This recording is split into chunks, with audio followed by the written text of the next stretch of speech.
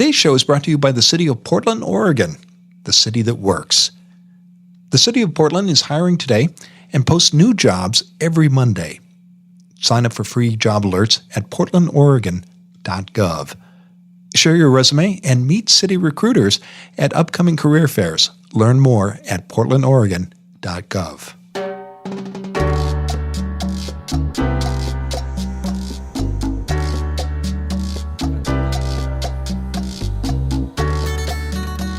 This is Find Your Dream Job, the podcast that helps you get hired, have the career you want, and make a difference in life. I'm your host, Mac Pritchard. I'm also the founder of Mac's List.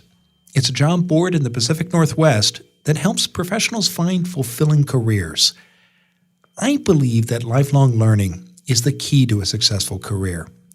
And to get a better job, you need to learn the job hunting skills that will help you find the role of your dreams. That's why we're here today. Every week on Find Your Dream Job, I interview a different career expert. We discuss the tools and tactics you need to find the work you want. This week, I'm talking to Shawn Lipton about networking tips for new college graduates.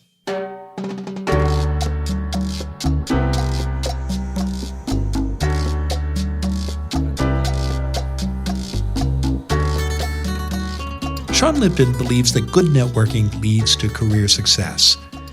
In his work with new college graduates, Shawn sees many of these new professionals struggle with networking. Shawn says many in this group worry that no one wants to talk to them, or that someone will feel put out if asked for advice. In fact, Shawn says the opposite is true. Good networkers of all ages, he adds, aren't backslappers. They also have a methodical approach to staying in touch, and they network when they don't need to network. Want to learn more? Listen in now at the Mac's List studio as I talk to Shawn Lipton about his networking tips for new college graduates.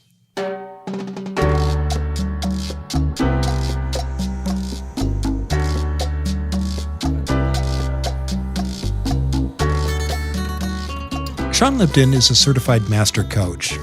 His company, The Trusted Coach, has helped thousands of students and professionals land jobs and develop careers. Shawn is also the author of 50 Proven Networking Tips for Career Development, Success, and 2 other books. He joins us today from Seattle, Washington. Shawn, thanks for being on the show. Thank you for having me, Mac. Looking forward to the conversation today. I am too, because I know this is a topic you care a lot about. Obviously, you've written a book, but I know from our earlier conversation before the show, you talk to your clients about this a lot, particularly new college graduates. What common networking challenges do you see that group, new grads, face, Shawn? Absolutely. It is a topic that I'm very passionate about. And really the core of it and the foundation is I really feel that new graduates don't really have that great a grasp on the power they have in the networking arena. Many that I work with just feel that they have nothing to offer. Professionals don't have the time to meet with them, or they really don't know what to say, or they don't know what to ask, or again, fundamentally that they can't bring that much value. When in actuality, if they make the effort, most professionals are willing to have a conversation with them. And as a new graduate, they have, in many respects, more power than somebody who's been out for 10 or 15 years and what I say by power, I mean to connect, to make that initial contact, and to have a really robust conversation. I'm curious, Shawn, because I know you've been working in this field for some time now. Is this a new challenge for recent graduates, or has it always been this way for people who are coming out of school, no matter what their generation? It's been this way for a long time. I mean, at Mac, as you know, the majority of jobs that people get are really through networking. And now probably even more so. I mean, now I would say over the last 5-10 years, when it's become so easy to apply for a job that, every single company, every single role receives thousands and thousands of applications. And if you're, behind your computer and you're applying for 10 jobs and you're like, hey, but Shawn, I applied for 10 jobs today, but I haven't gotten any bites. you're not looking for a job. So you have to incorporate these relationship building techniques into your overall strategy and landing a fulfilling position. And if you don't, you're really putting yourself at a massive disadvantage. I'm glad you brought up the point about how easy it is to apply for jobs, because it does seem counterintuitive, and it's certainly ironic. While it's never been easier to apply for a job, the competition for the online positions has just gotten fiercer and fiercer, hasn't it? That's right. Yeah, it is kind of ironic, because you would think that all these sites make it easier and facilitate that type of connection, but you really need to be out there and you need to be connecting. And there's, with LinkedIn and with other, other social media platforms, it's easier now than ever to identify potential people that may be great contacts, and where you can get a lot of information as you're thinking about your next steps. Well, you mentioned the challenges that new grads face when they start to network. Let's talk about how they overcome those challenges. Shawn, how do you recommend people get started, the people that you work with? Well, there are a number of ways to really start building relationships. And as I mentioned, sort of this whole concept of there's power as a new graduate, and I would add as a student as well. And what I mean by that is that you really don't have to have everything figured out. You need to be at least focused enough to have a direction. So if you're having a conversation and it comes back to you and people say, well, hey, Mac, what are you interested in? You need to be able to give them a solid answer.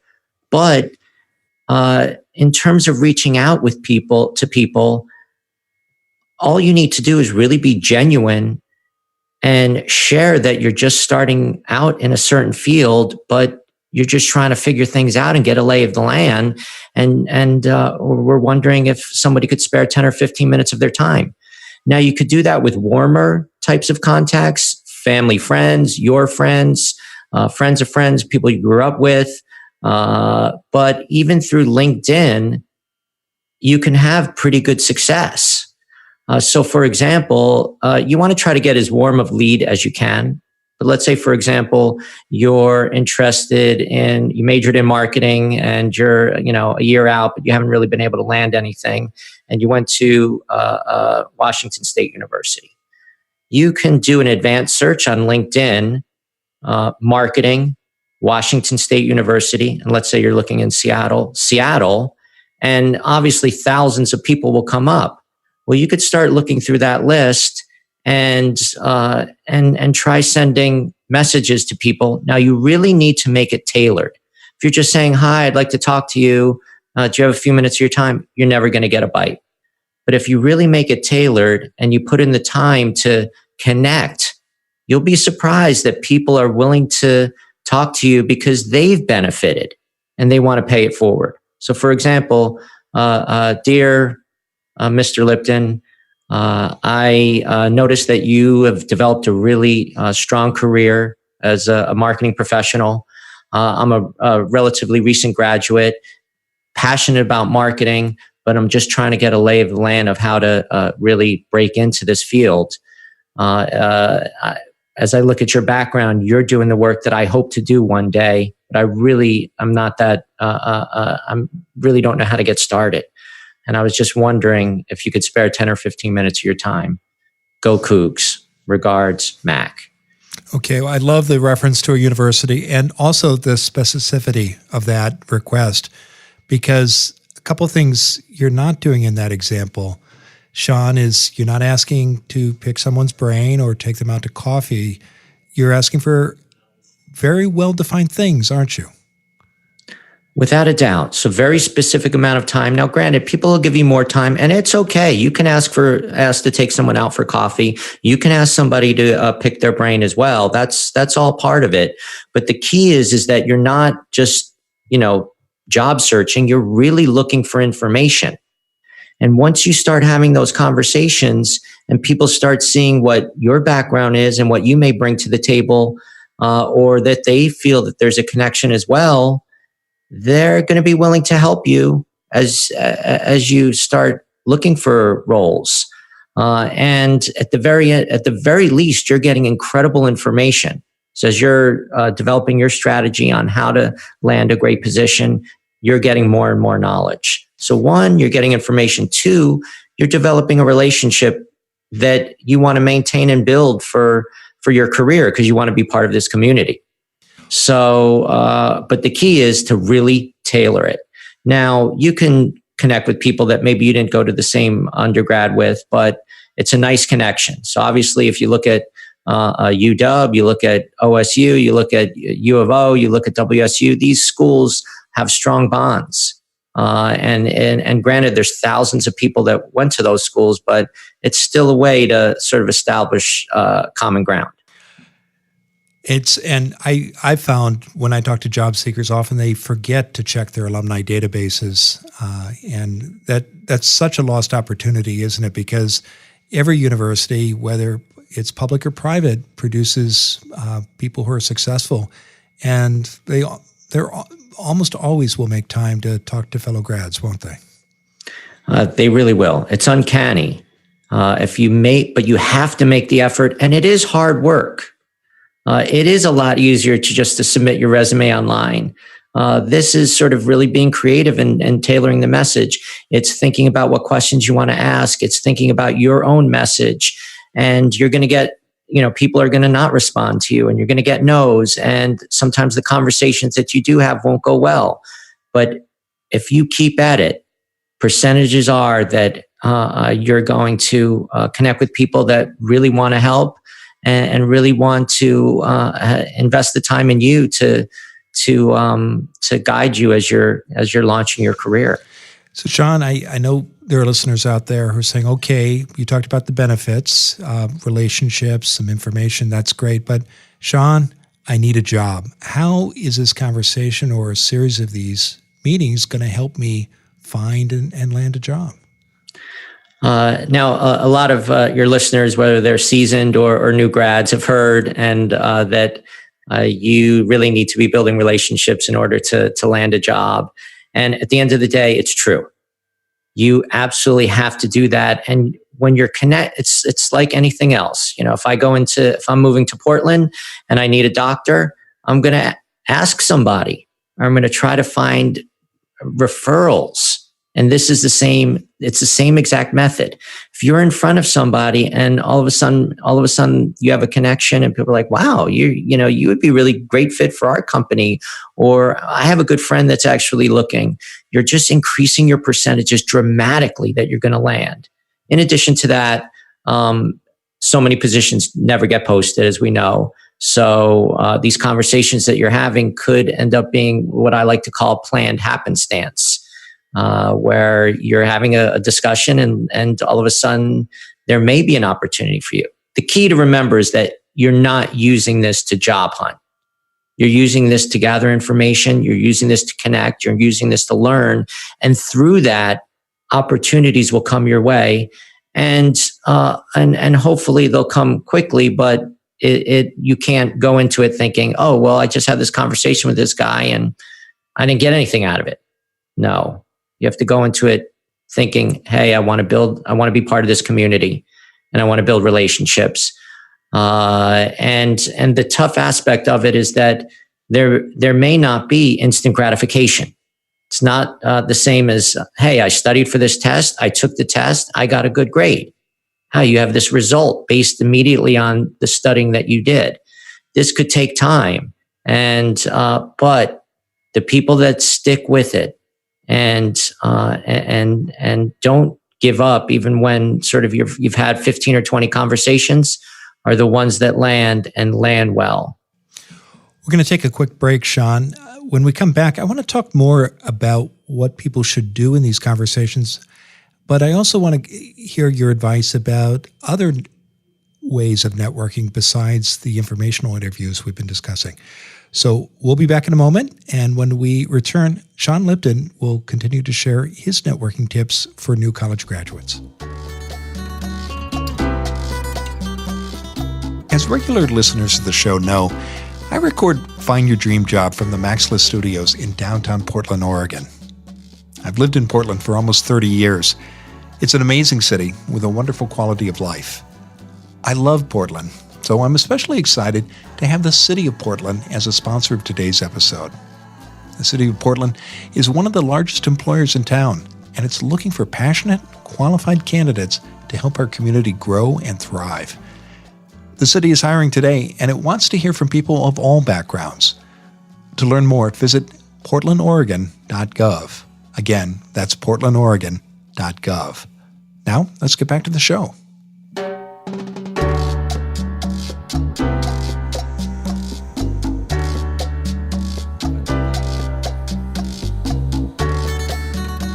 We're back in the Max List studio. I'm talking with Shawn Lipton. He's the founder of The Trusted Coach. Shawn is also the author of 50 Proven Networking Tips for Career Development Success, as well as 2 other books. And he's joining us today from Seattle, Washington. So, Shawn, before the break, we were talking about informational interviews and the benefits that come from that and the importance of building relationships. Can you talk a little bit more about what people should do in those conversations, in those 15 or 20-minute meetings? Well, it goes without saying that you really need to be prepared. So, and now there's a fine line, obviously, between doing your research and stalking. So when you are trying to learn about somebody you're going to meet, LinkedIn is fair game. 100% fair game. And if there's a bio on a website, obviously that's fair game too. Facebook, not so much. If they have a Twitter feed, obviously that could be good fodder too. So you want to do your research about the individual and about the company. And remember that it's a conversation. So you don't want to go in there and just say question, answer, question, answer. You want to really think about what they may be dealing with within their role, and also just show that you have done that research and can ask questions that are not the norm. So, for example, you could ask something. If you're meeting somebody in marketing at Microsoft and they're working in the cloud with Azure, you may say, it seems like Azure's done unbelievably well over the last couple of years of really gaining market share. But AWS is still the major player. From a marketing perspective, what kind of things have you done to really differentiate the product from AWS? And what's the benefit of asking a question like that? How is that going to help a job seeker? So you can see that question. One, it really shows that you've been thoughtful. You're not just coming in there and saying, "Oh, well, what do you do?" So one, it really shows the person like, okay, this guy actually knows what he's talking about, and he's thought about the work I do, and he knows the industry a little bit. So you're really showing that you have knowledge. And 2 is that you really start to understand whether or not you enjoy that work. And if you can imagine yourself doing a similar type role, and whether or not you would thrive in that role. So there's just many, many benefits. Okay. What's, before somebody leaves that room in that 15, 20, 25-minute conversation, what do they have to accomplish before they walk out the door? I wouldn't overthink, hey, what are my goals and what do I have to accomplish? I would really look at it, if you leave that conversation saying, that person got to know me a little bit, I was myself. 1, then I'll pat you on the back. You did great. 2, you do want to learn. You want to get knowledge. You want to learn. You want to find out about what the person does. You want to find out about the industry. You want to get some advice. You want to get some tips. And if you get that, if you've done those 2 things, you've had great success. 3rd, you want to keep in touch. So at the end, if the conversation went well, there are a couple things to really end well. 1, just say that you look forward to keeping in touch, and you can ask a question in an open-ended way, not necessarily like, oh, by the way, are there jobs here? But you can ask a question in an open-ended way. For example, where you may say, this seems like such an amazing company and the work you do seems so, interesting. how does one go about getting a role in a company like Microsoft? So, if you feel like the conversation went really well, you may be able to ask that. But equally important, if the conversation went well, the last question you should always ask is, thank you so much. I really appreciate your time. I'm just getting a lay of the land. Do you know anyone else I can talk to? So if you get a contact or two, you've also hit a home run. Okay. Anything you recommend people never do in these conversations? Never ask for a job. Never say, oh, I'm looking for a job. Do you have any roles? Again, because you're presenting yourself as somebody looking for information. And then all of a sudden, if you come in and you just are showing that you're actually very opportunistic and you're just looking for a job and this is a means to an end, then your credibility is shot. Remember, whether you're in New York City, LA, Portland, or a smaller, even much smaller city, it's a small community. Every industry is a small community, and all you have is your reputation. So go in there and just be genuine and connect with the person you're talking to. And although, of course, you do want a role, never ever go into a conversation looking for a job. Go into it thinking, hey, I want to connect with this person. I want to learn from them, and I want to just learn more about the industry. And again, be part of this community. And also always in the back of your mind, think, how can I contribute? And for a newer graduate, as we discussed earlier, may think, oh, well, I have nothing to give. But in actuality, you have plenty. They may have a son or daughter who's thinking about going to the same school. They may be thinking about major in marketing. They may be curious about sort of things that you do well. Maybe that's social media. They may be interested in sort of your internships. So you bring something to the table as well. I'm glad you brought that up, because I think so many people, whatever stage they are in their career, when they're job hunting, think they don't recognize how much they have to offer. In addition to the informational interviews that you described, Shawn, what are other good networking tips that you share with new grads? Another, now, as I mentioned, sort of one, informational interviews, some may have to be colder through LinkedIn, but as I discussed, you really want to leverage all potential contacts that you may have. Another area that's worth exploring is to get involved in a industry association. So most pretty big cities will have a lot of different organizations, professional organizations. So there may be a communications organization. There may be a marketing association.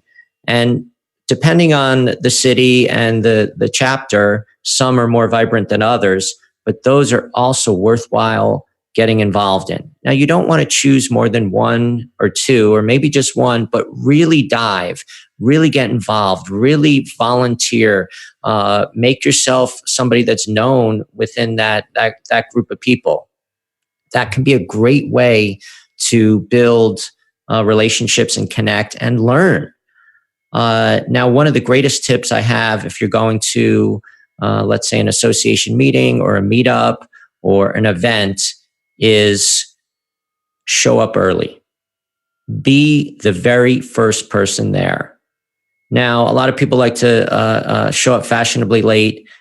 Do the exact opposite of that. Now, there's so many great benefits by doing that. One, if not that many people are there, the person or the people that are hosting the event, maybe the executive director of the organization or the leadership board, they're not busy. So they may have time to talk to you. So you may get a connection with them right away. Two, the early birds all congregate together because you're the only ones there. So, and I still do this, and this has worked for me for so many years. A lot of times I'll be one of the first people at an event, and then somebody else walks in, and that person's also looking for somebody to connect with.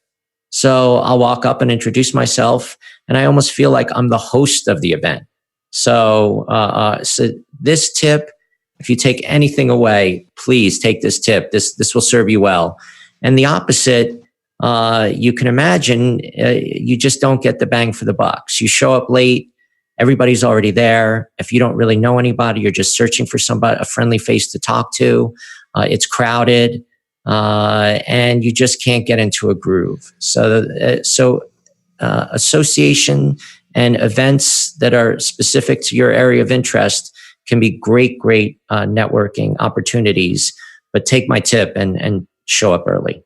I love the show up early tip. The other thing I've seen happen when people do that is that executive director or the chair of the board is there and they're still setting up, and you have the opportunity to pitch in and help, whether it's unpacking chairs or helping spread out the food, and that I find creates an even closer connection.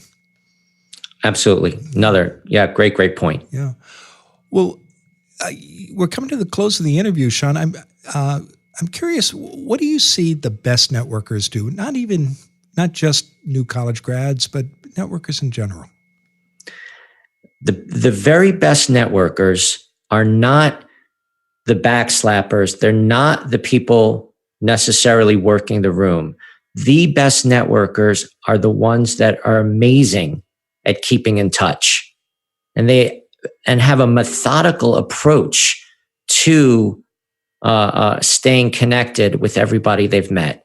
It's much easier to make a contact than maintain it.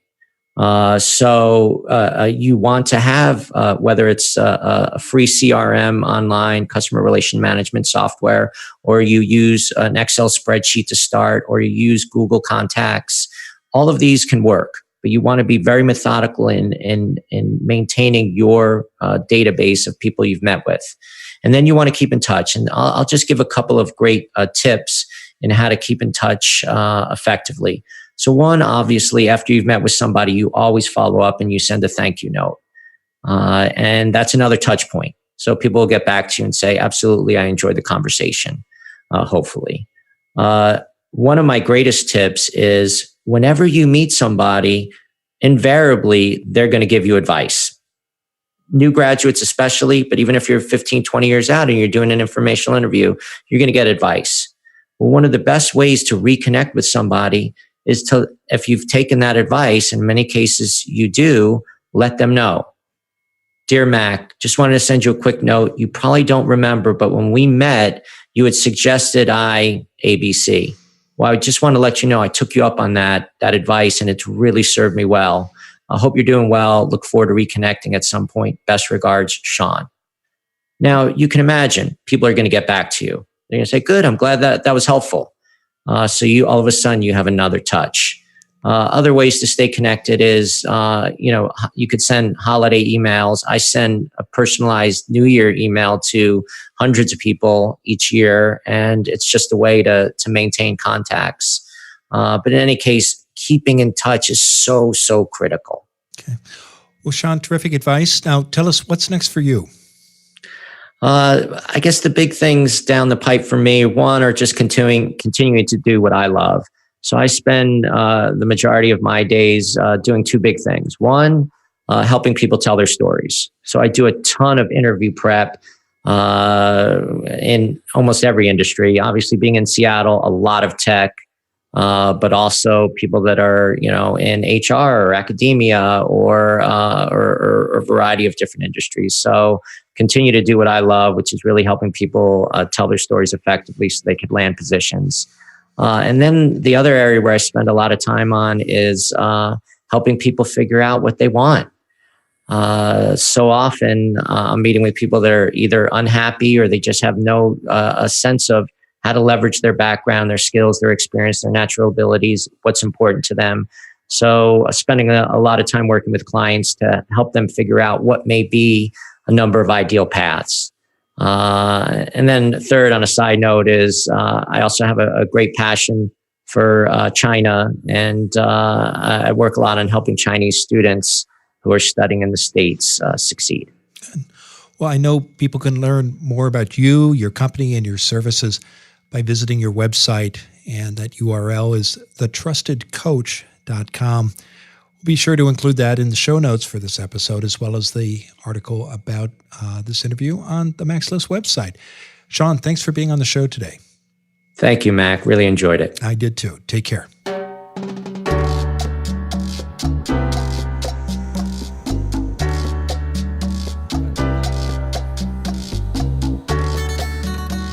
There was so much good advice in that conversation with Shawn. Here's one thing that stood out for me. It was his point about the purpose of informational interviews. So often, as he and I talked about, I hear from job seekers who say, well, if I can't ask for a job, why am I meeting these people? And as Shawn said, in the end, it's all about the relationships that you make in your profession, because those ties will serve you so well, not only during a job search, but during your career.